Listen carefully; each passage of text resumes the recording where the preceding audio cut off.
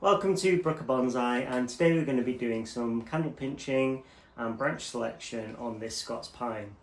This Scots Pine I've grown from a seed, and I've got a playlist up in the corner that you'll be able to see if you want to go back and watch.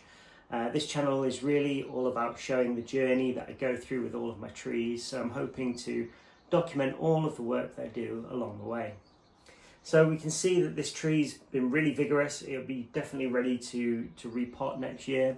We've got loads of buds that have come out and candles that have extended across the entire tree.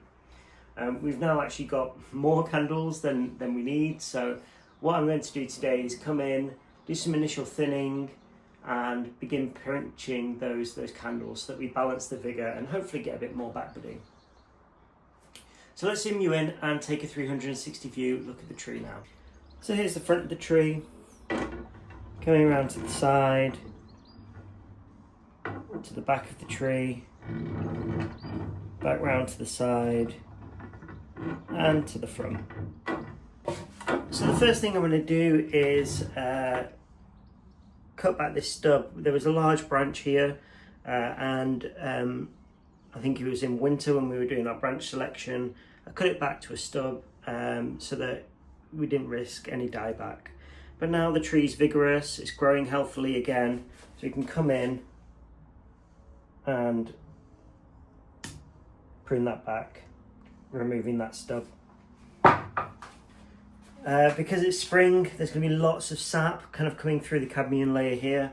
So all I'm going to do is use this cut paste and just come in and put a little blob on the branch like that. And that'll just stop the tree from excessively bleeding. Next, we're going to do some branch thinning. If you look around the back here, let me zoom you in. You can see here we've got, a whole whirl of branches that we don't really want. One's growing from the bottom that we can remove. One's growing from, within the nook, which we can also remove. This one we might want to keep. So I'm going to remove the other one on the other side of it, as it's again a bit close to that join. So what I'll probably do this year is let this one grow. It is a little bit close to everything, but let's see what happens. If it does start to swell, then I can thin that down. So next we've got a couple of branches here out to the side. This one kind of goes back in towards the tree, which we don't want, so we can remove that. Then we've got kind of the branch comes up and it kind of divides into three. So because we've got this potential new branch here, we can remove that one there. Going around to the side here, we've got, even though it looks a bit weird at the moment, we've got a potential branch here that we might want to keep. Coming up, we've got a division where you've got 1, 2 and 3.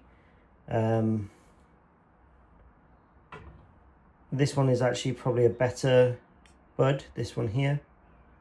Hopefully you can see that.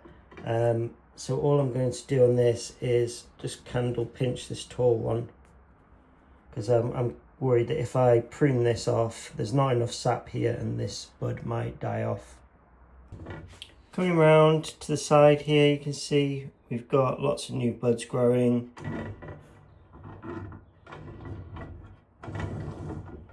And we've got one on the inside here.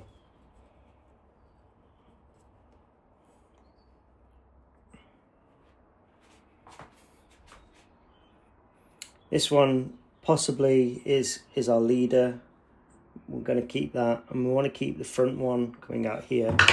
So I'm actually going to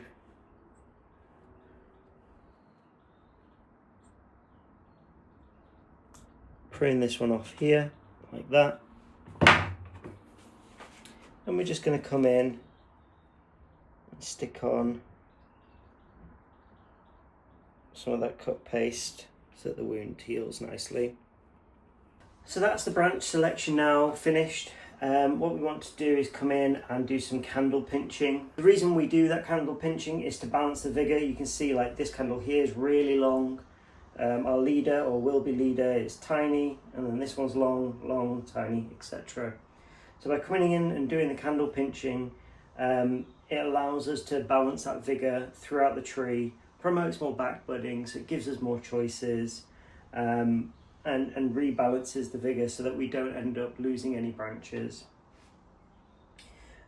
Because of how vigorous the tree is, this huge internode, so usually I come in and pinch with my hand, but because of you know how the tree is, all I need to do is come in and I can cut them off like this.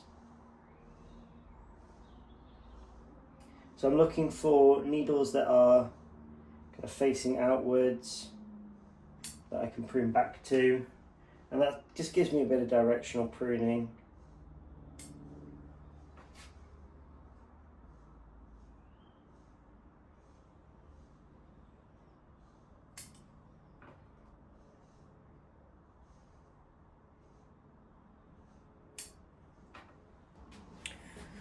With this smaller one here, I can actually do a bit of pruning. I want to leave it relatively long, so that it catches up to these other ones. And all I'm going to do is come in, hold the top, hold the bottom, and just pull like that.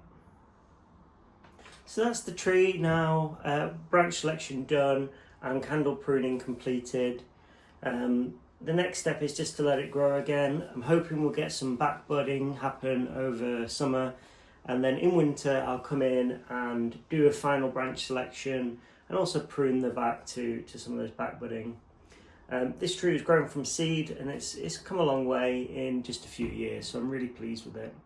So let me show you all the candles that I've taken off today. So you can see here, you know, some really long ones, a bit of wood as well taken back. Probably, you know, 40% of the tree's foliage and probably half of what it's grown this summer. So if you've made it this far in the video, thank you for watching. Don't forget to give us a like and let us know your thoughts in the comments below. If you're new to the channel, welcome. There's a subscribe button in the bottom corner of the screen. And I'm going to put this now back out on the bench in full sun to continue growing. So I look forward to seeing you in the next one.